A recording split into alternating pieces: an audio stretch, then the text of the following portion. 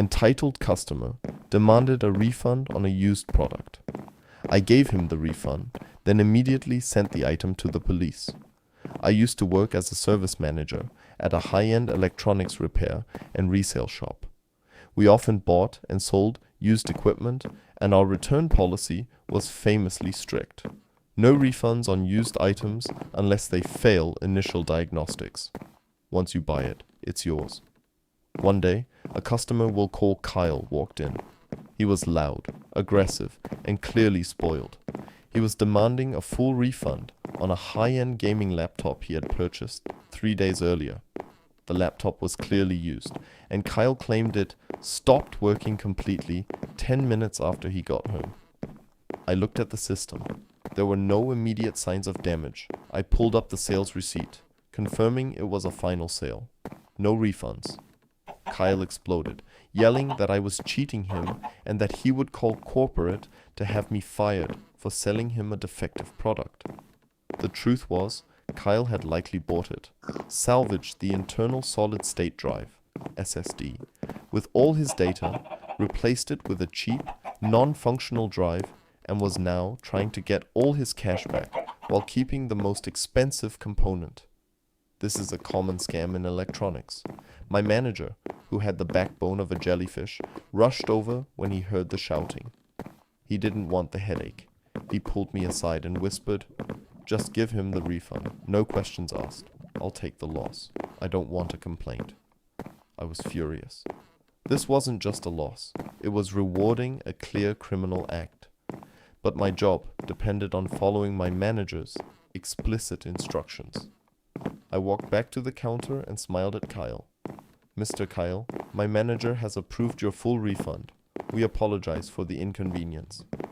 Kyle instantly stopped shouting and smirked. His confidence confirmed. I processed the full cash refund of $1,800 and placed the defective laptop into a large black anti-static bag, tagging it with the date and the specific reason for return. Customer claimed unit failed 10 minutes after purchase. Full refund issued. Kyle walked out, a happy scammer, convinced he had won. But he made a fatal mistake. He left the evidence with me. Our strict policy on returned electronics that failed diagnostics mandated that the item be immediately quarantined and assigned to a specific technician for teardown. I was the technician. I waited until my shift was over. Then, using my personal phone, I called the local police non-emergency line and asked for the Property Crimes Division. I explained that I had just processed a full refund for a valuable item that I strongly suspected was a part of an active theft scheme.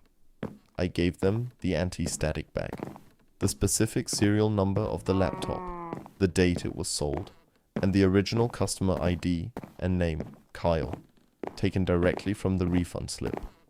I pointed out that the laptop was likely stolen goods, and the scammer was trying to profit off the working components. I didn't hear anything for a week.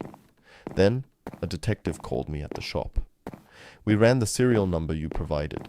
That laptop was part of a major inventory theft from a local university lab last month. We identified the suspect via your refund paperwork and cross-referenced his ID. We picked him up today."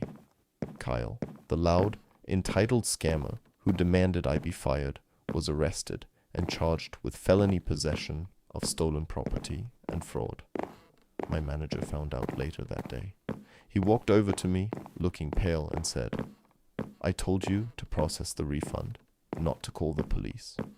I replied, "I followed your instructions perfectly, sir." The refund was processed. But company policy also requires me to report the possession of clearly stolen, highly valuable property to the authorities. I was simply protecting the company's legal standing. I got a full commendation from the Property Crimes Unit. My manager never argued with me again.